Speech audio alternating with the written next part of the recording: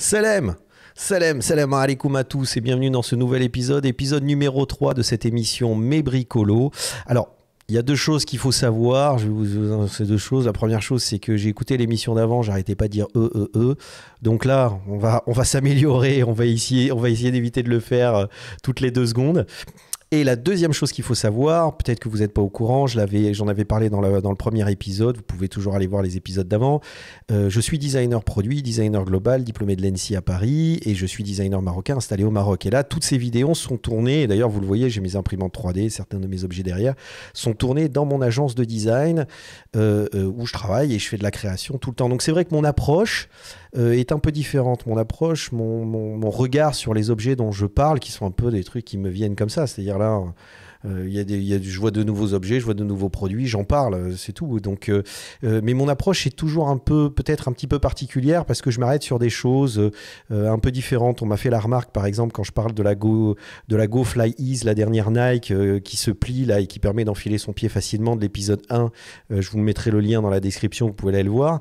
C'est vrai que j'ai une approche certes sommaire parce que je reste sur des vidéos de 10 minutes, mais j'ai une approche un peu différente où je me pose la question des objets, je parle des matériaux, je parle de l'assemblage, enfin je parle de différents éléments techniques. Et là, aujourd'hui, on va parler de Apple et non pas, bien évidemment, vous le savez, pas les pommes, mais la marque Apple. Et on va parler du design d'Apple et notamment des dernières rumeurs qui sont sorties. Donc, d'abord, pour parler du design d'Apple, est-ce qu'on peut vraiment parler d'un design ou est-ce qu'on doit parler de no design? Parce que c'est vraiment... c'est peut-être ça aussi ce qui fait le charme et la qualité du design d'Apple. C'est qu'on est vraiment sur quelque chose de tellement fin, tellement élégant qu'on oublie presque le travail de design qu'il y a derrière, alors que c'est un travail qui est évidemment très complexe. Mais c'est vrai qu'on est vraiment sur cette pureté. Après, on aime ou on n'aime pas. Moi, par exemple, à partir de l'iPhone 6, cette espèce de forme un peu ronde et un peu organique, je suis vraiment pas fan. Et le retour de ce design un peu boîte, les Anglais parlent de boxy design, mais c'est cette espèce de ligne un peu anguleuse, c'est ce que je préfère vraiment et largement. Les premières fois, c'était l'iPhone 4 qui était sorti comme ça. Et l'iPhone 4, pour moi, je l'ai eu à l'époque. Et c'est un téléphone que j'ai adoré. J'adore ce type de design, j'adore ce type de forme et de travail sur justement l'esthétique de l'objet. Alors oui, certains peuvent dire que c'est moins ergonomique, etc. Mais vraiment là, sur le design même de l'objet, moi je trouve que l'iPhone 12 est une réussite. Donc je ne l'achèterai pas. Je l'achèterai pas parce que je renouvelle pas mon téléphone tous les ans, parce que déjà ça coûte un bras et demi. Les téléphones à l'époque ils coûtaient 3000, 4000 dirhams. Aujourd'hui, dès qu'on veut aller sur des premiums, on est sur des téléphones à 12, 15 000 dirhams. Mais j'avoue que c'est un bel objet. Et puis en plus, je l'achèterai pas pour une autre raison, c'est parce que je trouve que technologiquement, c'est pas abouti. Je trouve que le design est beau, je trouve qu'ils ont fait plein de progrès au niveau des optiques, au niveau de la puissance, mais je trouve que l'écran, on est toujours sur un écran de 60 Hz. Je veux dire, il n'y a plus aucun téléphone sur le marché, à part les téléphones entrée de gamme, milieu de gamme, qui sont en 60 Hz. Maintenant, tous les téléphones sont en 120 Hz. Alors évidemment, l'iPhone 13 ou l'iPhone 12S, on ne sait pas s'ils vont adopter la version S ou la version 13, mais ce qui est sûr, c'est qu'on va être sur un écran qui va avoir une fréquence d'affichage supérieure. Et mine de rien, aujourd'hui, c'est vrai que c'est intéressant d'avoir quand même un téléphone qui est beaucoup plus fluide. Autre chose, c'est le MacBook Pro qu'ils ont sorti avec les puces M1 qui a, alors j'ai dit il faut que j'arrête de dire mais qui a la particularité quand même d'être très puissant. Et c'est très prometteur. Moi, j'ai vu des vidéos sur la puissance des nouveaux Mac. Et c'est vrai, ça a l'air d'être extrêmement puissant et extrêmement intéressant. Pour ce qui est du design, bon, ça reste basique, on connaît. C'est quelque chose qu'ils font depuis le début, qu'ils font depuis un paquet de temps. Après, on passe au niveau du MacBook Pro. Je m'arrête toujours sur le design parce que là, on voit quand même ce qu'ils font et ce qu'ils réalisent. C'est-à-dire qu'entre l'iPhone, qui est quand même la chose qui leur fait rentrer un maximum d'argent. Ça, c'est une évidence parce qu'ils le sortent tous les ans et qu'il y a un design intéressant. Le MacBook Pro, moins intéressant, mais je faisais la remarque parce que les nouvelles puces, les nouveaux processeurs sont incroyables. Et après, on arrive sur le MacBook Pro qui a son design à lui. Alors moi, je ne suis absolument pas fan de la forme et de l'objet en lui-même. Je trouve que je l'ai vu en vrai dans les boutiques, mais l'idée de la râpe à fromage, elle est vraiment évidente. Je suis pas fan, même si je trouve intéressant le motif qu'ils ont fait, mais franchement, je suis pas vraiment fan. Par contre, la particularité de ce Mac, et la particularité d'Apple, c'est qu'Apple fait très attention aux détails esthétiques extérieurs, mais aussi intérieurs. C'est-à-dire que franchement, si demain je devais m'acheter un MacBook Pro, pardon, un Mac Pro, pas un MacBook Pro, mais un Mac Pro, je crois que j'enlèverais la coque pour le garder démonté parce que l'intérieur est absolument magnifique. C'est-à-dire, c'est vraiment quelque chose qu'il faut reconnaître chez Mac. Moi, j'ai déjà démonté mes téléphones pour changer les écrans, pour les nettoyer, pour les réparer. Même mon MacBook, je l'ai démonté, etc. Et à chaque fois que je le démonte, c'est un plaisir parce que l'objet est aussi beau démonté que monté, voire même il est plus beau démonté. C'est vraiment quelque chose, enfin désassemblé, c'est vraiment quelque chose qui est très caractéristique. Tout est beau, hein. C'est vraiment, si vous regardez les détails d'assemblage, c'est absolument incroyable. Le côté, d'ailleurs là on voit la vidéo, le côté design d'Apple sur l'idée d'avoir une ligne épurée, je trouve ça intéressant évidemment. Mais bon, c'est vrai que les Mac de Jonathan Ive des années 2000, où c'était ces espèces de coques en plexiglas colorées, enfin plexiglas, d'ailleurs je dis plexi, mais je crois que c'était de l'acétate, mais ou je sais pas exactement qu'est-ce que c'était, PET, je sais pas. Mais en tout cas, c'était un plastique coloré, transparent, translucide. J'ai trouvé ça à l'époque, c'était révolutionnaire. Et je trouve que depuis, ils n'ont pas autant révolutionné l'outil... la machine informatique qu'ils ont pu faire à l'époque. Et d'ailleurs, à l'époque, le grand argument de Steve Jobs, c'était de dire ouais, les PC sont toujours les mêmes, les ordinateurs sont toujours pareils, c'est un objet qu'on a chez soi et ça devrait avoir une esthétique particulière. Et depuis, je trouve qu'ils sont revenus à cette esthétique des machines, des ordinateurs de base, un peu comme on peut avoir sur des PC. Je pense. Maintenant, c'est à débattre, à discuter, donner votre avis sur les commentaires. Mais il y a une chose qui est sûre, c'est que c'est extrêmement bien réalisé. Le choix des matériaux, l'assemblage, l'objet démonté est magnifique. Ça reste de très, très beaux objets. Mais aujourd'hui, je vais vous parler de la rumeur. Alors ça aussi, c'est un truc qui est la propriété d'Apple. Et honnêtement, c'est aussi ce qui font leur réussite. C'est qu'ils sont capables d'être tellement intéressants que chaque sortie est surveillée et qu'il y a des rumeurs qui sortent constamment sur Apple. Alors ça, c'est une rumeur qui a été confirmée. Apple va sortir sa voiture, apparemment entre 2022 et 2024, au plus tard 2024. Alors évidemment, je suis extrêmement intéressé par la proposition qu'ils vont faire parce qu'il est évident que ce ne sera pas uniquement un objet de design de transport basique. Je suis sûr et certain qu'ils vont apporter une innovation dans la façon dont on utilise l'outil, le véhicule, dans l'outil de mobilité, le véhicule, la façon dont on va se déplacer avec, comment on va se déplacer avec.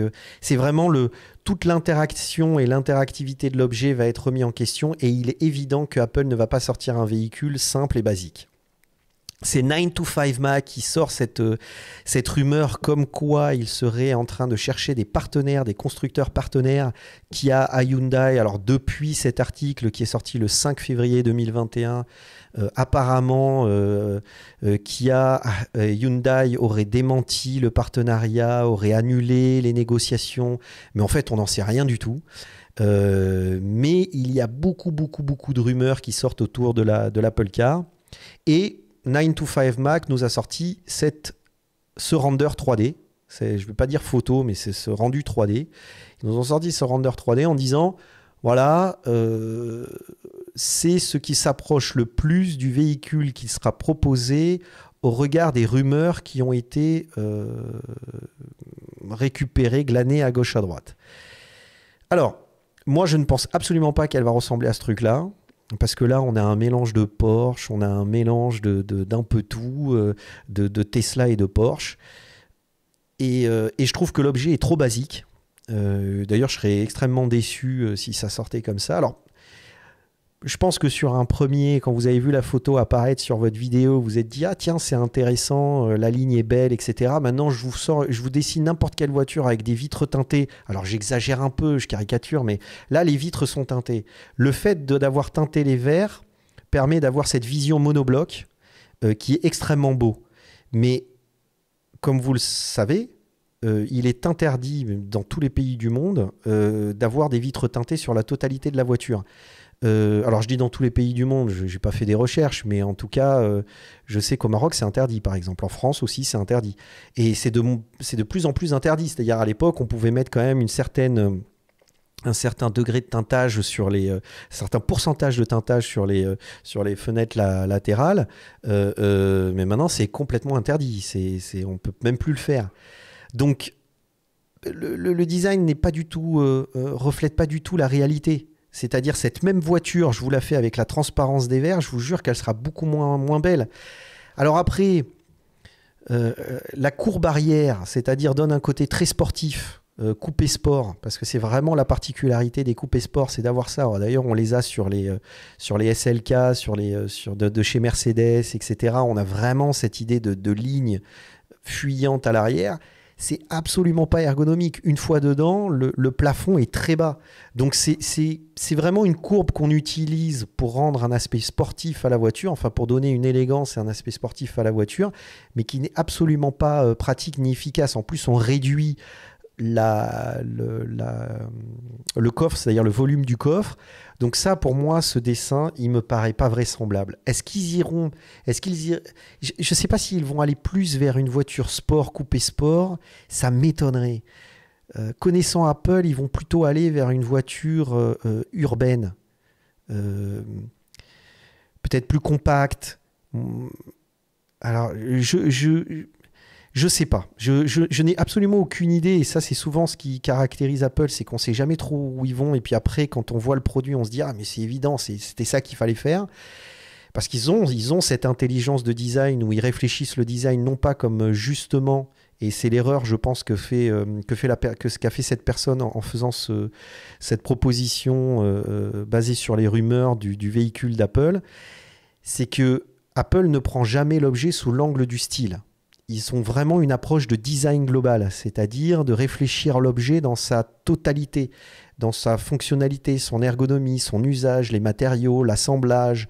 Et l'aspect de style est un élément qui caractérise l'objet. D'ailleurs, on le voit bien, si vous demandez à n'importe qui de vous parler d'Apple, ils vont vous dire « Ah, c'est pratique, c'est efficace, c'est très bien fait, je sais pas, moi, c'est très ergonomique, je sais pas, il donne plein d'adjectifs avant d'arriver à c'est beau.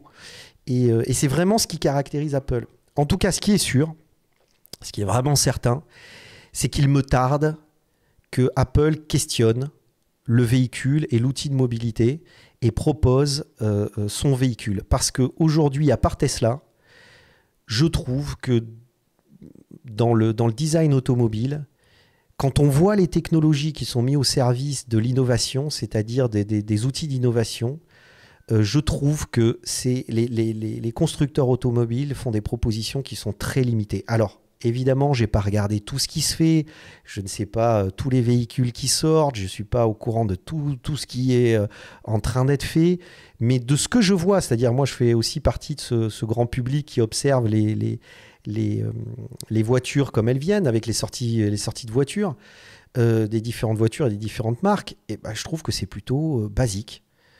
On pourra parler de la nouvelle Tesla qui est sortie dernièrement, que je trouve intéressant, on pourra en discuter, mais je trouve que c'est plutôt basique. Alors à moins que, tiens, ça serait sympa dans les commentaires, vous mettiez certains modèles de voitures dont vous avez envie de parler. Mais moi, je trouve qu'on est plutôt basique. Je trouve pas qu'il y a eu... je veux dire, Apple, quand Apple est arrivé, moi je me souviens, et qu'ils ont proposé l'iPhone, on se faisait la même réflexion. Moi, j'étais encore... je sortais tout juste, j'ai été diplômé de l'ENSI en 2005, donc je sortais de l'ENSI. Et avec les copains, déjà à l'ENSI, on se posait la question des téléphones mobiles et on constatait déjà à l'époque qu'il y avait une espèce de course entre le téléphone le plus petit, le plus léger, et c'est tout.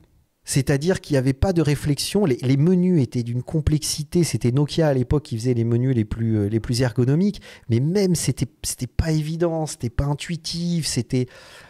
Alors, après, on a eu les Palm qui étaient les espèces de petits trucs plats avec les stylets. C'était mal foutu. Et quand Apple est arrivé, moi je me souviens, j'avais regardé la keynote, c'était en 2006-2007, où ils sont arrivés où ils ont parlé de l'iPhone, où Steve Jobs avait annoncé, ou avait fait la présentation, sa keynote sur l'iPhone. J'ai littéralement applaudi devant mon écran parce que je me suis dit, voilà un vrai projet de design, voilà une vraie réflexion de design où c'est pas des ingénieurs qui se prennent la tête et qui font une course vers le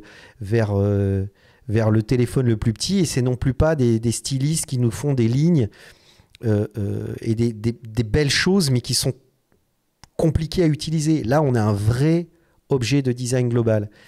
Donc, il me tarde vraiment de voir sortir l'Apple Car, et je suis sûr, et maintenant, c'est évident qu'ils vont en sortir une. Sous quelle forme ils vont la sortir, comment ils vont la sortir, je ne sais pas du tout. Mais il me tarde de voir ce qu'ils vont en faire.